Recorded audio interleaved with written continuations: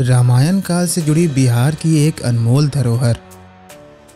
लखीसराय के अशोक धाम से करीब 27 किलोमीटर दूर बुधौली बंगर में कजरा पहाड़ियों के बीच स्थित श्रृंगी ऋषि धाम।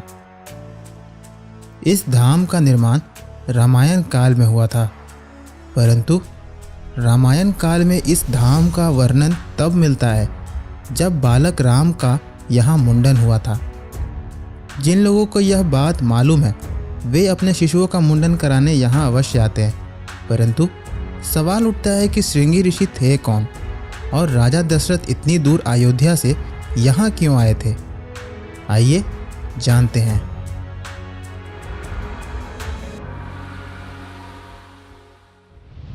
श्रृंगी ऋषि वाल्मीकि रामायण में एक पात्र हैं जिन्होंने राजा दशरथ के पुत्र प्राप्ति के लिए अश्वमेध यज्ञ तथा पुत्र कामेष्टि यज्ञ कराया था। वे विभांडक ऋषि और उर्वशी के पुत्र थे। कहा जाता है कि उनके माथे पर एक सींग भी था, जिस वजह से उनका नाम श्रृंगी पड़ा था और उनकी शादी राजा दशरथ की बड़ी पुत्री शांता से हुई थी। ये बात कई लोगों को मालूम नहीं है कि राजा दशरथ की पुत्री भी थी।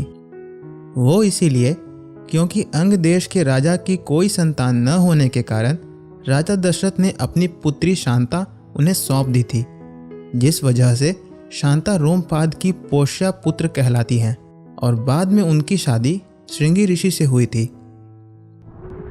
जिस स्थान पर पुत्र कामेष्टि यज्ञ करवाया गया था वह स्थान तो अयोध्या से करीब 38 किलोमीटर पूर्व में आज भी स्थित है और वहाँ उनकी तथा उनकी पत्नी की समाधियाँ हैं।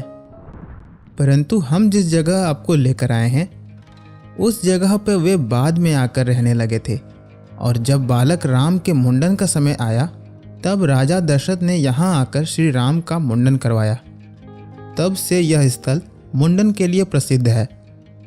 जैसा कि शास्त्रों में बताया गया है कि मुंडन के बाद स्नान आवश्यक है, इसलिए यह जगह और भी ज़्यादा प्रचलित हो गई क्योंकि यहाँ प्राकृतिक झरना भी मौजूद है जो हर समय बहता रहता है और बारिश के समय यह झरना रौद्र रूप धारण कर लेता है। आज के समय में यहाँ तक आने के लिए आपको कई आसान मुश्किल रास्तों को तय करना पड़ता है। लखीसराय के राजमार्ग से यहाँ तक आने में करीब 30 मिनट लगता है, जिस बीच आपको कच्चे पथरीले रास्तों को तय करना पड़ता है। इन रास्तों के ख़त्म होते ही शुरू होती है गड्ढेदार और पहाड़ी रास्ते जो सीधे धाम तक पहुंचता है।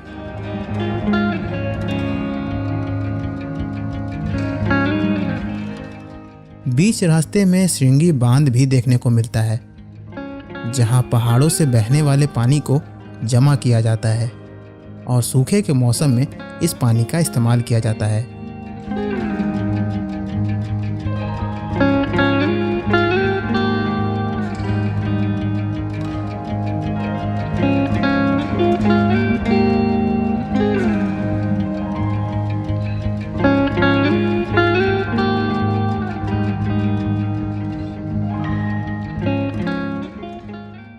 धाम पर पहुंचते ही आपको दिखेगा वो पौराणिक मंदिर जहां श्री राम कई बार आए और भोलेनाथ की पूजा अर्चना की।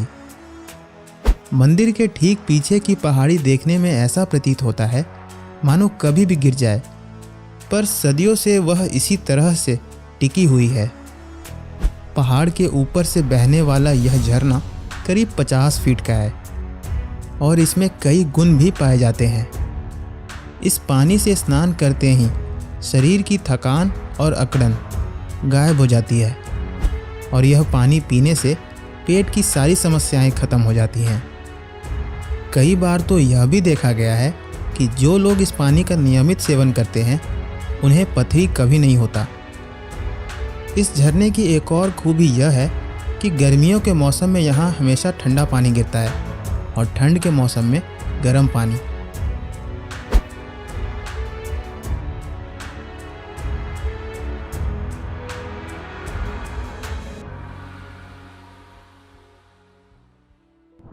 चलिए अब आपको मंदिर के अंदर ले चलते हैं। सबसे पहले आपको मंदिर के अंदर बाईं ओर माता पार्वती की बलुआ पत्थर की प्रतिमा देखने को मिलती है और दाहिनी ओर भगवान भोलेनाथ का शिवलिंग देखने को मिलता है। इसके अलावा भगवान कार्तिकेय और भगवान गणेश की भी प्रतिमा स्थापित की गई है।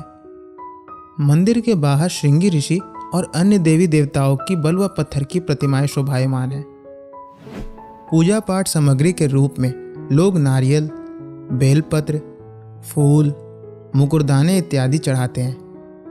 श्रद्धालु यहाँ बंदरों को भी खाने की वस्तुएं देते हैं, क्योंकि यहाँ बजरंग बली की भी पूजा अर्चना की जाती है। खैर, इन सब के परे कालांतर में लोग यहाँ छुट्टियाँ मनाने परिवार के साथ आते हैं और यहाँ के धर्मशाला में रुकते हैं। मेरा नाम है मृत्युंजय कुमार झा। ये जो मंदिर जो है त्रेता युग का मंदिर है, जो कि श्रृंगी ऋषि धाम के नाम से जाने जाते हैं। यहाँ झरना का पानी गिरता है। ठंडी दिन में गर्म पानी और गर्मी दिन में ठंडा पानी होता है। श्रृंगी ऋषि मुनि वशिष्ठ बुलावा, पुत्र होय तो शुभ यज्ञ करावा। कहावत में है, जो करही धन पुत्र के आशा, वो पहुँचे श्रृंगी ऋषि के पासा। तो यहाँ आइए और मन्नत मांगिए, आपका पूरा होगा।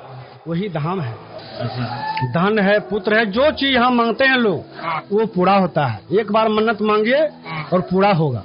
यही इनका कृपा है। जो कि यहाँ पर एक बार पांव रख दिए हैं उनका पूरा होना ही होना है। यही दरबार है। बाबा श्रृंगी ऋषि मुनि नाम से जाने जाते हैं, जो कि मुनिम जी यही हैं। तो यहाँ पर आए थे राजा दशरथ जी, तो यहाँ मन्नत मांगे। उनको जो है 4 बालक प्राप्त हुआ, राम, लक्ष्मण, भरत, शत्रुघ्न। वो यहाँ भंडारा किए थे। ये मंदिर जो है आप रूपी है। हाँ, यहाँ कहीं कुछ बनाया हुआ नहीं गया है, बस एक ही यही बना है। हाँ, ये शिव मंदिर और पार्वती मंदिर जो है ये भगवान का दिया हुआ है। पूजने तो यहाँ आते हैं बस श्रृंगी ऋषि मुनि जी को। जनरल टाइम जो है 7 से 4 जी। 7 दिन खुला रहता है ना मंदिर जी। 365 दिन, एक दिन भी नागा नहीं। सबसे ज्यादा भीड़ जो है यहाँ सावन, भादव, कार्तिक, महादेव को जल चढ़ाने के लिए जी जी सावन में ही हो जाता है। जी, विशेष सावन है।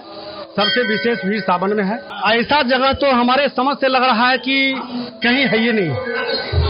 आप लोग भी जी जी भी राम भूमि है। हाँ, एकदम प्रथम स्थल है। एक का भी खाली नहीं जाता है। सबको आशीर्वाद देते हैं, सब कुछ न कुछ देवे करते हैं, और महादेव जो भी देते हैं सब सही है। जो करेंगे सब यही करेंगे। यहाँ की प्राकृतिक सुंदरता का कोई जवाब नहीं। आप भी यहाँ आएं अगर आपकी कोई मनोकामना हो, या बच्चे का मुंडन कराना हो, या घूमने फिरने के शौकीन हो, परंतु ऋषि श्रृंगी को अवश्य नमन करें।